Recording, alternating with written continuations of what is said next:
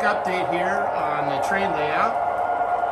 We've got I went ahead and added some trim woodwork on the outside of the layout.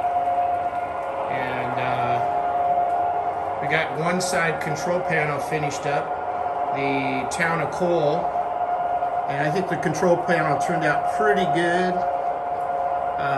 The toggle switches, we got the turnouts and uncouplers sections on the track, and everything's all wired up in the back.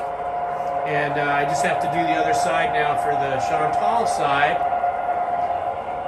Actually, how I did that is I used Adobe printed off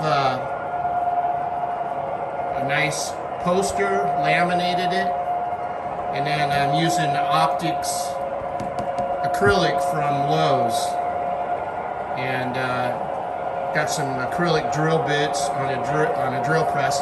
It's still kind of hard to drill the acrylic. I'm sure some people are pretty good at that, but